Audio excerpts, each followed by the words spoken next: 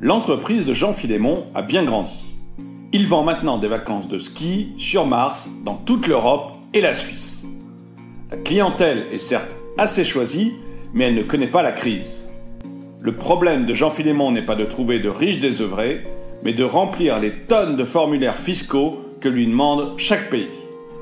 Bonjour et bienvenue dans cette nouvelle vidéo de Drôme à Économie. Aujourd'hui, nous allons parler de la complexité fiscale en Europe et en Suisse.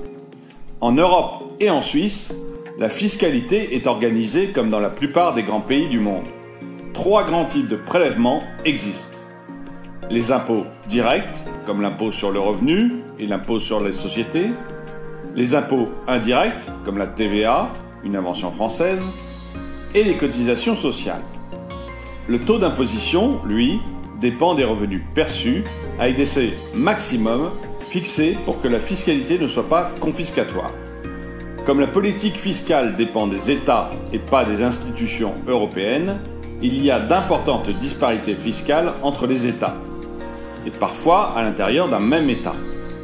La Suisse, par exemple, a des taux d'imposition différents suivant les cantons et les communes. Vendant des voyages hors de prix dans toute l'Europe, Jean Philémon a créé des filiales dans toute l'Europe.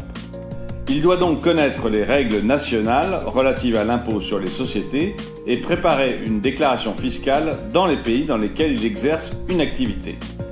C'est mission impossible, et Jean Philémon doit se faire aider par une armée de représentants fiscaux. D'après l'OCDE, l'impôt sur les sociétés se situe autour de 30% en France, en Belgique ou en Allemagne.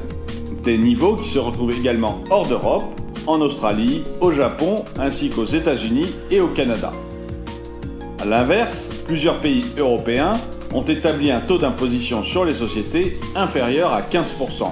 La Hongrie, la Bulgarie, Chypre, l'Irlande. Jean Philémon ayant créé son entreprise principale en Suisse, celle-ci est imposée au niveau fédéral, cantonal et communal. L'impôt sur les sociétés suisses repose sur deux composantes. L'impôt sur le bénéfice et l'impôt sur le capital. En 2019, en moyenne, le taux de l'impôt sur les sociétés est de 18% en Suisse, mais il varie considérablement suivant les cantons. Dans les cantons alémaniques, il est ainsi possible de profiter d'un taux avoisinant les 12% à Lucerne. En Suisse romande, c'est du côté du canton de Vaud que le taux d'impôt sur les sociétés est le plus intéressant puisqu'il est de 13,79%. En Suisse, Jean Philémon a choisi la fiduciaire Riester à Genève comme représentant fiscal. En tant que représentant fiscal, la fiduciaire Riester à Genève gère tout le traitement de la correspondance, les communications et les demandes de renseignements provenant des autorités fiscales et des douanes suisses pour l'entreprise de Jean Philémon. Les taux de TVA ne sont eux aussi pas les mêmes suivant les pays. En Hongrie, le taux est ainsi de 27% en 2018, alors qu'il s'élève à 20% en France, 19% en Allemagne ou encore 17% au Luxembourg, 7,7% en Suisse et 25% en Suède. Or, lors des échanges entre pays européens, les règles d'imposition à la TVA dépendent de la nature de l'opération et du statut de l'acheteur. Pour la livraison de biens, le lieu d'imposition et donc le taux de TVA applicable aux biens, produits ou marchandises, est dans l'état où les biens se situent finalement après avoir été transportés. Si la livraison a lieu en France, le bien est soumis à la TVA française. L'entreprise doit également établir une déclaration d'échange de biens, DEB, en fonction de la valeur de la marchandise introduite dans tel ou tel pays de l'Union. Et bien évidemment, le seuil pour établir ces DEB varie selon les pays.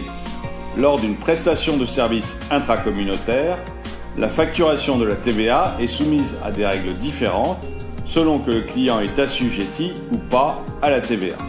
Le lieu d'imposition des prestations entre professionnels assujettis à la TVA est celui où se trouve l'acheteur, et non pas celui où est établi le prestataire. Alors qu'il est celui où se trouve le prestataire si son client est un particulier ou un professionnel bénéficiant de la franchise en base de TVA. Là encore, le représentant fiscal joue son rôle. Le représentant fiscal va également proposer à Jean Philémon des conseils pour optimiser la fiscalité de son entreprise. Ils peuvent aussi négocier l'obtention de statuts fiscaux particuliers auprès des autorités fiscales pour les sociétés administratives, les sociétés de trading, les holdings et les fondations. Quant à Jean Fédémon, il a choisi de déléguer ses casse-têtes fiscaux à ses représentants fiscaux et de se consacrer à son aventure spatiale.